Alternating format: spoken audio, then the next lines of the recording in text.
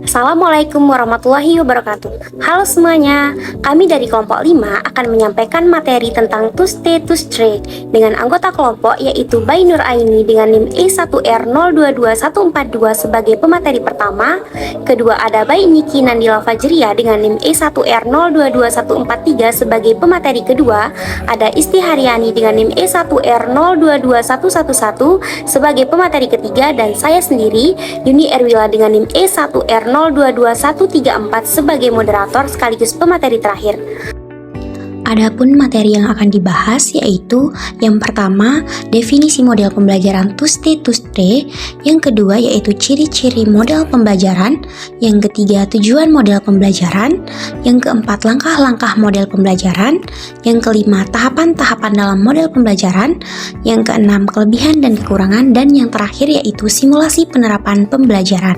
Baiklah, langsung saja kita masuk ke pemateri pertama.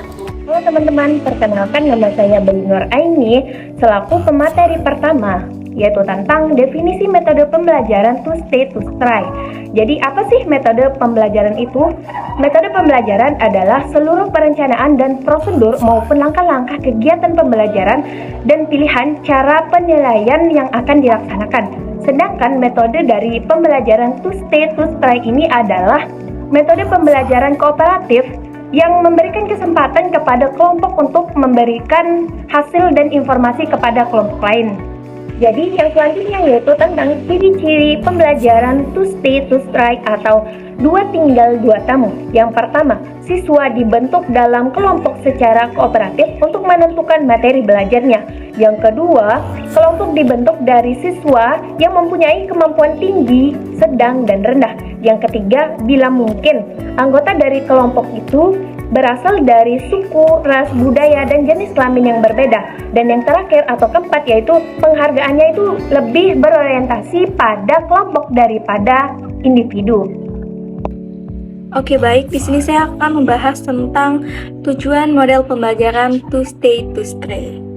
Dalam model pembelajaran kooperatif to stay to stray ini memiliki tujuan yang sama dengan model pendekatan pembelajaran kooperatif yang lainnya. Siswa diajak untuk bergotong royong dalam menemukan suatu konsep. Penggunaan model pembelajaran kooperatif to stay to stray ini akan mengarahkan siswa untuk aktif baik dalam berdiskusi, tanya jawab, mencari jawaban, menjelaskan, dan juga menyimak materi yang dijelaskan oleh teman. Selain itu, alasan menggunakan model pembelajaran to stay to stray ini karena terdapat pembagian kerja kelompok yang jelas tiap anggota kelompok, siswa dapat bekerja sama dengan temannya, dapat mengatasi kondisi siswa yang ramai dan sulit diatur saat proses belajar mengajar. Selanjutnya, sintak atau langkah-langkah model pembelajaran to stay to stray. Adapun langkah-langkah model pembelajaran to stay to stray, yang pertama, guru membagi siswa dalam beberapa kelompok yang setiap kelompoknya terdiri dari 4 siswa. Kelompok yang dibentuk merupakan kelompok heterogen dengan tujuan untuk memberikan kesempatan pada siswa untuk saling membelajarkan atau peer tutoring dan saling mendukung. Dan yang kedua, guru memberikan subpokok bahasan pada tiap-tiap kelompok untuk dibahas bersama-sama dengan anggota kelompoknya masing-masing. Selanjutnya yang ketiga, siswa bekerja sama dalam kelompok beranggotakan 4 orang. Hal ini bertujuan untuk memberikan kesempatan kepada siswa untuk dapat terlibat secara aktif dalam proses berpikir. Setelah selesai, 2 orang dari masing-masing kelompok meninggalkan kelompoknya untuk bertamu ke kelompok lain. Struktur to stay to stray yang dimaksud tampak seperti pada gambar berikut. Selanjutnya yang kelima, 2 orang yang tinggal dalam kelompok bertugas membagikan hasil kerja dan informasi mereka ke tamu mereka. Kemudian yang keenam, tamu mohon diri dan kembali ke kelompok mereka sendiri dan melaporkan temuan mereka dari kelompok lain. Selanjutnya yang ketujuh yaitu yang terakhir, kelompok mencocokkan dan membahas hasil-hasil kerja mereka. Selanjutnya, yaitu tahapan-tahapan dalam model pembelajaran to stay to stray. Pembelajaran kooperatif model to stay to stray ini terdiri dari beberapa tahapan, yaitu yang pertama, persiapan. Pada tahap persiapan ini, hal yang dilakukan seorang guru adalah membuat silabus dan sistem penilaian. desain pembelajaran, menyiapkan tugas siswa, dan membagi siswa menjadi beberapa kelompok dengan masing-masing anggota 4 siswa. Dan setiap anggota kelompok harus heterogen berdasarkan prestasi akademik siswa dan suku. Lalu yang kedua yaitu prestasi guru. Nah, pada tahap ini guru menyampaikan indikator pembelajaran, mengenal dan menjelaskan materi sesuai dengan rencana pembelajaran yang telah dibuat. Yang ketiga yaitu kegiatan kelompok. Nah, pada kegiatan ini pembelajaran menggunakan lembar kegiatan yang berisi tugas-tugas yang harus dipelajari oleh tiap siswa dalam satu kelompok. Setelah menerima lembar kegiatan yang berisi permasalahan-permasalahan yang berkaitan dengan konsep materi dan klarifikasinya, siswa mempelajari dalam kelompok kecil yaitu 4 siswa, yaitu mendiskusikan masalah tersebut bersama-sama anggota kelompoknya. Nah, masing-masing kelompok menyelesaikan atau memecahkan masalah yang diberikan dengan cara mereka sendiri. Kemudian 2 dari 4 anggota dari masing-masing kelompok meninggalkan kelompoknya dan bertamu ke kelompok yang lain. Sementara anggota yang tinggal dalam kelompok bertugas menyampaikan hasil kerja dan informasi mereka ke tamu. Setelah memperoleh informasi dari 2 anggota yang tinggal, tamu mohon berdiri dan kembali ke kelompok masing-masing dan melaporkan temuannya serta mencocokkan dan membahas hasil-hasil kerja mereka. Lalu yang keempat yaitu formalisasi. Nah, setelah belajar dalam kelompok dan menyelesaikan permasalahan yang diberikan, salah satu kelompok mempresentasikan hasil diskusi kelompoknya untuk dikomunikasikan atau diskusikan dengan kelompok lainnya. Kemudian, guru membahas dan mengarahkan siswa ke bentuk formal.